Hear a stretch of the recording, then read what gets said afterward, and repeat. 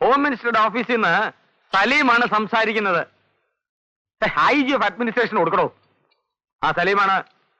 ഞാൻ പറഞ്ഞിരുന്ന കാര്യങ്ങൾ ഇതുവരെ ചെയ്തില്ലല്ലോ. ഓർമ്മയില്ലെന്നോ? നല്ല പാർട്ടി. എന്റെ പൊന്ന IG, പറയുന്ന കാര്യങ്ങളൊന്ന് കുറിച്ചു വെച്ചൂടെ? സർക്കാർ വക ഡയറി ഉണ്ടല്ലോ. എന്നാ കേട്ടോ, കൂത്താട്ടുള്ളത്തുനിന്ന് സർക്കിൾ ഇൻസ്പെക്ടർ കുഞ്ഞിരാമനെ കുന്നമംഗലത്തേക്ക് ഓടിക്കണം, ഇൻസ്റ്റന്റ് ട്രാൻസ്ഫർ. അവിടുന്ന് അടുത്ത ആഴ്ച കുഞ്ഞിരാമനെ വീണ്ടും കുന്നംകുളത്തേക്ക് തട്ടണം, അത് പണിഷ്മെന്റ് ട്രാൻസ്ഫർ. അതിന്റെ അടുത്ത ആഴ്ച അയാളെ വീണ്ടും കൂത്താട്ടുള്ളത്തേക്ക് ഓടിക്കണം, അത് കൺസലേഷൻ. അതെ, സർക്കിൾ ഇൻസ്പെക്ടർ അല്ലേ, കിടന്നൊന്ന് സർക്കിൾ അടിക്കട്ടെ. ഇല്ല, മന്ത്രി വന്നിട്ടില്ല. വരുന്ന വഴിക്ക് CM-നെ കയറി കാണണമെന്നോ അനുവാദം ചോദിച്ചിട്ടേ ചാർജ് എടുക്കുള്ളൂ എന്നൊക്കെ പറയുന്നത് കേട്ടു. ഗുരുത്തോണ്ടെന്ന് തോന്നുന്നു. പിന്നെ സ്റ്റാഫ് ആണെന്നും പറഞ്ഞൊരു 3 പേര് ഇവിടെ വന്നിരിപ്പുണ്ട്. കണ്ടിട്ട് കുഴപ്പക്കാരല്ല, അതിൽ ഒരാൾക്കൊരു കൺട്രി ലുക്കുണ്ട്. തങ്കച്ചനല്ല, കുമാരേട്ടനെ.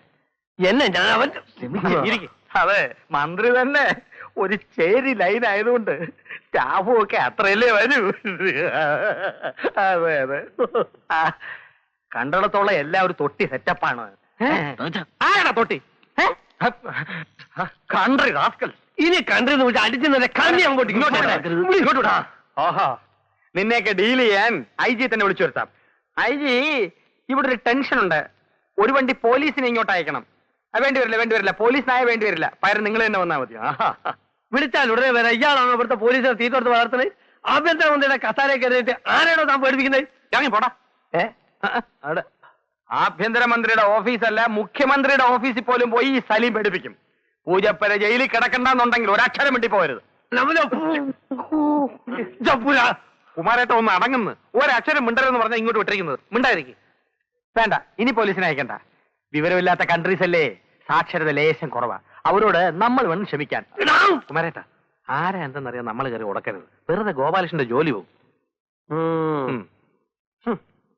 പിന്നെ ആ സർക്കിൾ ഇൻസ്പെക്ടർ കുഞ്ഞിരാമന്റെ 2 ഇൻക്രിമെന്റും കൂടി കട്ട് ചെയ്തേക്കണം. ഇൻക്രിമെന്റ് കട്ട് ചെയ്യാൻ പറഞ്ഞ് താൻ ഫോൺ കട്ട് ചെയ്തല്ലോടോ. ആഹാ, എഴുന്നേക്കടോ. എഴുന്നേക്കാൻ. മിനിസ്റ്റർക്ക് എന്റെ മനസ്സിലെല്ലാം തോന്നുന്നു. I M Saleem caucus. കേട്ടിട്ടുണ്ടാവും. ധാരാളം കേട്ടിട്ടുണ്ട്. കേൾക്കാതിരിക്കാൻ വഴിയില്ല. അധികാര സ്ഥാനങ്ങളിൽ ഇരിക്കുന്നവരെ മണിയടിച്ചും പാദസേവ നടത്തിയും കാര്യങ്ങൾ സാധിച്ചെടുക്കുന്ന ഇത്തിൽ കണ്ണി, പാരസൈറ്റ്, കോക്കസ് സലീം. നോക്കണ്ട, ഹോം മിനിസ്റ്ററുടെ ഓഫീസിലും റെസിഡൻസിലും കാലുകുത്താൻ പോലും തനിക്ക് അനുവാദമുണ്ടായിരിക്കില്ല. സാർ എന്നെ അപമാനിക്കരുത്. ഭരണത്തിന്റെ ഇടനാഴികളിൽ ഇന്ന് വരെ ആരും എന്നോട് ഇങ്ങനെ ഇടപെട്ടിട്ടില്ല. സാർ എന്നെ വിശ്വസിക്കണം. ഞാൻ എന്നും സാറിനൊരു ഹെൽപ്പായിരിക്കും. എന്ത് ഹെൽപ്പ് വേണമെങ്കിലും ഞാൻ ചെയ്തു തരാം. അനുവാദം ഉണ്ടെങ്കിൽ ഞങ്ങൾ ഇവനെ കൈകാര്യം ചെയ്തോളാം. ഇവൻ ആൾ ഈ ടൈപ്പാണെന്ന് അറിഞ്ഞിരുന്നെങ്കിൽ മന്ത്രി വരുന്നതിന് മുമ്പ് ഞങ്ങൾ അടിച്ച് ആസ്പത്രിയിൽ എത്തിക്കില്ലായിരുന്നോ? അല്ല, അതിപ്പോ വേണേലാവാം. തുടങ്ങട്ടെ. വേണ്ട, നിങ്ങളൊന്നും ചെയ്യണ്ട. ആ സെക്യൂരിറ്റി ഓഫീസറോട് ഇയാളെ കന്റോൺമെന്റ് സ്റ്റേഷനിൽ കൊണ്ടുപോയി കേസ് ചാർജ് ചെയ്യാൻ പറയൂ. എന്തിന്? ഹോം മിനിസ്റ്ററുടെ ഓഫീസിൽ അതിക്രമിച്ച് കയറിയതിന്. ഇങ്ങ് വന്നാട്ടെ.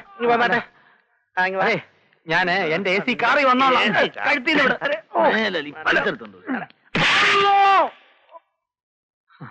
ഈ സംസ്ഥാനത്ത് കോക്കസ് സലീമിന് എന്തെങ്കിലും പ്രസക്തി ഉണ്ടോ എന്ന് എനിക്ക് ഇന്നറിയണം. അവൻ എന്നെ കസേരയെ നെഴിപ്പിച്ചു. അവന്റെ കസേര ഇന്ന് ഞാൻ തെറിപ്പിക്കും.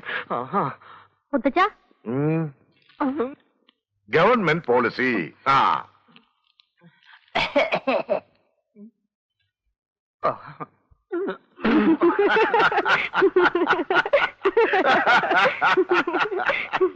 എന്തിനാ രണ്ടുപേരും ചിരിക്കുന്നത്? അവൻ നിന്നെ ഇറക്കി വിട്ടോ ആ ഗോപാലകൃഷ്ണൻ? എന്തു പറ്റി? അത് പിന്നെ ഇവിടെ എങ്ങനെ അറിഞ്ഞു? അവൻ എന്നെ ഫോൺ ചെയ്ത് പറഞ്ഞു. താൻ എന്തിനാണോ എന്റെ പേരും പറഞ്ഞിങ്ങനെ നാണങ്ങളാ നടക്കുന്നത്? നന്നായി പോയി. എന്നെ ഇറക്കി വിട്ടത് എനിക്കൊരു പ്രശ്നമല്ല. ഇതിനു മുമ്പ് ഈ സലീമിനെ പലരും പലയിടത്തുനിന്നും ആട്ടി ഇറക്കിയിട്ടുണ്ട്. തീർന്നല്ലോ. പിന്നെ ഇപ്പൊ എന്താ പ്രശ്നം? എനിക്ക് പ്രശ്നമൊന്നുമില്ല. മുഖത്ത് നോക്കി നല്ല 10 തെറി കൂട്ടി സ്വന്തം തന്തയ്ക്ക് വിളിക്കുന്നത് ഈ സലീം നല്ല പുഷ്പം പോലെ കേട്ടോണ്ടിട്ടുണ്ട്. ഒരു തവണയല്ല, പലതവണ, ഒരുപാട് തവണ. അയ്യേ, പക്ഷേ അവൻ എന്റെ മുഖത്ത് നോക്കി ഇവിടുത്തെ തന്തയ്ക്ക് വിളിച്ചപ്പോ അവൻ അങ്ങനെ വിളിച്ചോ? എന്നിട്ട് താമം ചെയ്തു? ഞാൻ കേട്ടോണ്ടെങ്കിൽ പോകുന്നു. ചിരിക്കണ്ട, എനിക്ക് രണ്ടിലൊന്നും അറിയണം. എന്താ അറിയേണ്ടത്? CM-ന് എന്നെ വേണോ അത് എങ്ങാണ്ടിരുന്ന ഗോപാലകൃഷ്ണനെ വേണോ? എനിക്ക് നിന്നെയും വേണം, അവനെയും വേണം. അത് ഡിപ്ലോമസി. അത് മൂവർ സംഘത്തിനോട് മതി, എന്നോട് വേണ്ട. എടോ, നിയമസഭയിൽ എന്റെ സർക്കാരിന്റെ ഭൂരിപക്ഷം നിലനിർത്താൻ എനിക്ക് അവൻ വേണം. അപ്പൊ ഇവനോ? ഇവൻ എന്റെ അടുക്കള കാര്യങ്ങൾ നോക്കാൻ. അങ്ങനെ എന്നെ കൊച്ചാക്കണ്ട. അവന്റെ പോലീസുണ്ട്, എന്റെ പോക്കൃത്തനുണ്ട്. പത്രം വിറ്റ് കിടന്ന ചെറ്റ. ആഭ്യന്തര വകുപ്പ് തലയിടവോ ഞാൻ നോക്കട്ടെ. യുദ്ധമെങ്കിൽ സമാധാനം, യുദ്ധമെങ്കിൽ യുദ്ധം. ഞാൻ ഫൈറ്റ് ചെയ്യാൻ തീരുമാനിച്ചു. എടാ വിട്ടി, ഇനി മുതൽ നീ ആഭ്യന്തര വകുപ്പിൽ തലയിടാതിരിക്കുന്നതാ ബുദ്ധി. ചിലപ്പോ നിന്റെ തല പോയെന്നിരിക്കും. പിന്നെ ഞാൻ എന്ത് ചെയ്യും? ഏത് വകുപ്പിൽ തലയിടും? എവിടെങ്കിലും തലയിടാതെ എനിക്ക് ജീവിക്കാൻ പറ്റില്ല. അടുക്കളയിലോട്ട് അല്ലേ, അവിടെ നല്ല ഉപ്പുവാങ്ങാൻ വേണ്ട ഇരിപ്പുണ്ട്. അത് അകത്തോണ്ട് തലയിട് പോ. ഉപ്പ് വാങ്ങ പോകാൻ പോ.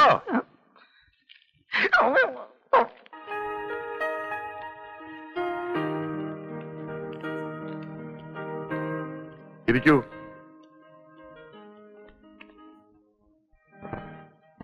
അങ്ങ് തന്നെ. ഏയ്, എനിക്ക് പറയാനുള്ളതൊക്കെ ഞാൻ ഒരുപാട് തവണ ഇവരോട് പറഞ്ഞിട്ടുള്ളതാ.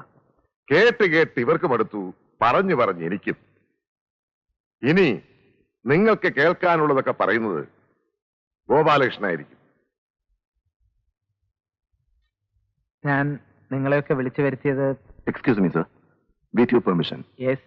സാർ ഒരു അല്പം കൂടെ ഉറക്കെ സംസാരിച്ചിരുന്നെങ്കിൽ. ആ, ശബ്ദം എന്റേതുപോലെ അത്ര ഗംഭീരമല്ലെങ്കിലും പറയാനുള്ളത് അല്പം കടുപ്പത്തിലാകുമോ എന്ന് സംശയമുണ്ട്. You carry on.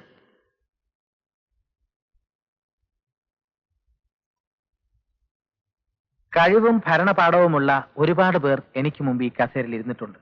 അവരോടൊപ്പം നിങ്ങളിലേറെ പേരും പ്രവർത്തിച്ചിട്ടുമുണ്ട്. അവർക്കുണ്ടായിരുന്ന മേന്മകളോ തലയെടുപ്പോ ഒന്നും അവകാശപ്പെടാനില്ലാത്ത ഒരാളാണ് ഞാൻ. അവിടെ കേൾക്കാമാവോ? BA-ക്ക് സിലബസിലുണ്ടായിരുന്ന പൊളിറ്റിക്സ് ടെക്സ്റ്റുകളിൽ നിന്ന് പരീക്ഷയ്ക്ക് വേണ്ടി കാണാതെ പഠിച്ച കാലഹരണപ്പെട്ട രാഷ്ട്രീയ തത്വങ്ങൾ കുറച്ച് മനസ്സിലുണ്ട്. പിന്നെ പത്രവിൽപ്പനക്കാരൻ എന്ന നിലയിൽ മതിലിനപ്പുറത്തും ഇപ്പുറത്തും നിന്നുള്ള എളിയ പൊതുജന സമ്പർക്കം, ദരിദ്രമായ ചുറ്റുപാടുകളുള്ള ഒരു ചേരിയിലെ സാധാരണക്കാരുമായി അവരുടെ നിത്യജീവിത പ്രശ്നങ്ങളുമായുള്ള മുഖപരിചയം, ഇത്രയൊക്കെയാണ് എന്റെ പരിമിതമായ ക്രെഡൻഷ്യൽസ്. നിങ്ങൾക്ക് ബോറാവുന്നുണ്ടാവും. എനിക്ക് പറയാനുള്ളത് എന്നെക്കുറിച്ചല്ല, നിങ്ങളെക്കുറിച്ചാണ്. ആരെയും വ്യക്തിപരമായി നോവിക്കാൻ ഞാൻ ആഗ്രഹിക്കുന്നില്ല. പോലീസിനെ കുറിച്ച് കേവലം ഒരു സാധാരണക്കാരന്റെ കാഴ്ചപ്പാട് മാത്രമാണ് ഇപ്പോഴും എനിക്കുള്ളത്. അതുകൊണ്ട് തന്നെ പോലീസിലെ ഉന്നതന്മാർക്ക് മുമ്പിൽ തന്റേടമായി മനസ്സ് തുറക്കാൻ അവസരം കിട്ടിയ ഒരു സാധാരണക്കാരനായാണ് ഞാൻ ഇവിടെ നിൽക്കുന്നത്. രാജാവ് നഗ്നനാണ് എന്ന് വിളിച്ചു പറഞ്ഞ കുട്ടിയെ പോലെ. ഒരു ഭരണകൂടത്തെ അധികാരത്തിലേറ്റാൻ ജനസമൂഹത്തിലെ ഭൂരിപക്ഷത്തിന്റെ പിന്തുണ വേണം. എന്നാൽ ജനങ്ങൾ അധികാരത്തിലേറ്റിയ ഒരു ഭരണകൂടത്തിന്റെ മാനം കെടുത്താൻ, അതിനെ വലിച്ച് താഴെ ഇറക്കാൻ ഒരു പിടി പോലീസുകാരുടെ തോന്നിയാസം മതിയാവും എന്ന് എവിടെയോ വായിച്ചിട്ടുണ്ട്. ഞാനത് വിശ്വസിക്കാതിരിക്കാം, പക്ഷെ ജനങ്ങൾ അങ്ങനെ വിശ്വസിക്കുന്നു. ജനങ്ങളെ നിങ്ങൾ ഭയപ്പെടുത്തുന്നു. അറപ്പും ഭീതിയും അവിശ്വാസവും നിറഞ്ഞ കണ്ണുകളിലൂടെ ജനം നിങ്ങളെ നോക്കിക്കാണുന്നു. രാഷ്ട്രീയക്കാർക്ക് അതിൽ പങ്കുണ്ടാവാം, എങ്കിലും ഒരു വലിയ പരിധിവരെ നിങ്ങൾ തന്നെയാണ് അതിന് ഉത്തരവാദികൾ. നിങ്ങൾ ജനങ്ങളെ പീഡിപ്പിക്കുന്നു, അവരുടെ മേൽ കുതിര കയറുന്നു. സൈക്കിളിൽ ഓവർലോഡ് പോകുന്ന സാധാരണക്കാരനെ ട്രാഫിക് നിയമലംഘനത്തിന്റെ പേരിൽ പിടിച്ചിറക്കി നിങ്ങൾ കൂമ്പിനിടിക്കുന്നു, അവന്റെ വാൽ ട്യൂബ് ഊരുന്നു. എനിക്ക് അനുഭവമുണ്ട്. എന്നിട്ട് അതേ നിങ്ങൾ തന്നെ എല്ലാ ട്രാഫിക് നിയമങ്ങളും കാറ്റിൽ പറത്തിക്കൊണ്ട് നമ്മുടെ റോഡുകളിൽ ഓവർ സ്പീഡിൽ പായുന്ന മന്ത്രി വാഹനങ്ങൾക്ക് പൈലറ്റും എസ്കട്ടും നൽകി നിയമലംഘനത്തിന് കുടപിടിക്കുന്നു. മന്ത്രിയുടെ വണ്ടി മീൻകാരന്റെ സൈക്കിളിൽ മുട്ടിയാൽ മീൻകാരനെയും സൈക്കിളിനെയും പ്രതിയാക്കി നിങ്ങൾ കേസെടുക്കുന്നു. നിയമത്തെ നിങ്ങൾ തലകീഴായി മറിക്കുന്നു. നിയമം ലംഘിക്കുന്ന മന്ത്രിമാരെ നിങ്ങൾ അറസ്റ്റ് ചെയ്യണമെന്ന് ഞാൻ പറയില്ല, അതിന് നിങ്ങൾക്ക് അധികാരമില്ലായിരിക്കാം. പക്ഷെ പാവം സൈക്കിളുകാരന്റെ നേർക്കൊന്ന് കണ്ണടച്ചുകൂടെ? ഓട്ടോറിക്ഷക്കാരനെ ഒന്ന് വെറുതെ വിട്ടൂടെ? വിടണം, വിട്ടേ തീരും. മുച്ചീട്ട് കളിക്കാരനെ പിടിച്ച് മുണ്ടുരിഞ്ഞ് ലോക്കപ്പിൽ നിർത്തിക്കോളൂ, എനിക്ക് പരാതിയില്ല. പക്ഷെ നിശാ ക്ലബ്ബുകളിൽ പുലരും വരെ ഇരുന്ന് 10,000-ങ്ങൾക്ക് തായം പറഞ്ഞ് ചീട്ട് കളിക്കുന്ന വമ്പന്മാരായ രാക്കോഴികളെ നിങ്ങൾ കണ്ടില്ലെന്ന് അടിക്കരുത്. അവരുടെ കൂട്ടത്തിൽ നിങ്ങൾ ആരും ഉണ്ടാവുകയും അരുത്. കൈക്കൂലി വാങ്ങിക്കുന്നവർ കൂട്ടത്തിലുണ്ട് എന്ന് എനിക്കറിയാം. ഞാനായിട്ട് അത് അവസാനിപ്പിക്കാമെന്ന മൂഢവിശ്വാസമില്ല. വാങ്ങിച്ചേ തീരൂ എന്നുള്ളവരെ തടയാനും സംവിധാനമില്ല. പക്ഷെ ഒന്നുകിൽ പ്രതിയോട് അല്ലെങ്കിൽ വാദിയോട് ദയവ് ചെയ്ത് രണ്ടു കൂട്ടരോടും കിമ്പളം കൈപ്പറ്റുന്ന രീതി ഇനിയെങ്കിലും അവസാനിപ്പിക്കണം. അടിക്കുപ്പായത്തിന്റെ ചരടിൽ പ്രതികളെ കെട്ടിത്തൂക്കി ആള് നിൽക്കാൻ ഇടം പോരാത്ത ലോക്കപ്പിൽ ക്രൂരമായി വധശിക്ഷ നടപ്പിലാക്കുന്ന ആരാച്ചാർമാരുമുണ്ട് നമുക്കിടയിൽ. ഇന്ത്യൻ ശിക്ഷാ നിയമത്തിൽ ലോക്കപ്പിൽ വധശിക്ഷ നടപ്പാക്കാനുള്ള അവകാശം പോലീസുകാർക്ക് എഴുതി വച്ചിട്ടില്ല എന്ന് ദയവ് ചെയ്ത് മനസ്സിലാക്കുക. അടച്ചാക്ഷേപിക്കുകയല്ല ഞാൻ. ആർക്കെങ്കിലുമൊക്കെ മുഖം കുനിക്കേണ്ടി വരും. അതറിയാവുന്നതുകൊണ്ട് പറഞ്ഞു എന്ന് മാത്രം. വേണ്ട, സഹായത്തിനാണെങ്കിൽ ആരും മുഖ്യമന്ത്രിയെ നോക്കണ്ട. പോലീസുകാരോട് അദ്ദേഹത്തിന് ഒരു പ്രത്യേക സ്നേഹവും വാത്സല്യവുമുണ്ട്, സമ്മതിച്ചു. നിങ്ങളിൽ ചിലരെങ്കിലും അത് ഒരുപാട് മുതലെടുക്കുകയും ചെയ്തിട്ടുണ്ട്. പക്ഷെ ഇനിയില്ല. നിങ്ങൾ അതിരുവിട്ട് സ്നേഹിക്കുന്ന പതിവ് അദ്ദേഹം മതിയാക്കി. പുറമേക്ക് അദ്ദേഹത്തിന്റെ മുഖത്തൊരു ഇഷ്ടക്കേടുണ്ടെന്ന് നിങ്ങൾ കരുതുന്നുവെങ്കിൽ തെറ്റി. എനിക്കറിയാം ഉള്ളിന്റെ ഉള്ളിൽ അദ്ദേഹം എന്നോട് യോജിക്കുന്നുവെന്ന്. കാരണം ആത്യന്തികമായി അദ്ദേഹം ജനങ്ങളുടെ കൂടെയാണ്, ജനങ്ങളുടെ മാത്രം നേതാവാണ്. ആരും ഞെട്ടണമെന്നില്ല. നിങ്ങളുടെ മുഖത്ത് നോക്കി ആരും ഈ സത്യങ്ങൾ വിളിച്ചു പറഞ്ഞിട്ടില്ല. അതുകൊണ്ടാണ് ഈ ഞെട്ടൽ. ഒന്ന് മാത്രമേ പറയാനുള്ളൂ.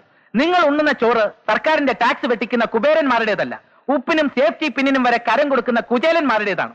സാധാരണക്കാരന്റെ ചോറ്. അവന്റെ അന്നം തിന്നിട്ട് അവനെ കട്ടുമുടിക്കാനും ഇടിച്ച് നട്ടല്ലൊടിക്കാനും ഒരു പോലീസുകാരനും തയ്യാറാകാൻ പാടില്ല. അങ്ങനെ വന്നാൽ പോലീസ് ജനങ്ങളെ തല്ലുന്നതിന് പകരം ജനങ്ങൾ പോലീസിനെ തല്ലുന്ന ഒരു കാലം വരും. അതിനിട വരാതിരിക്കട്ടെ. ജയ് ഹിന്ദ്.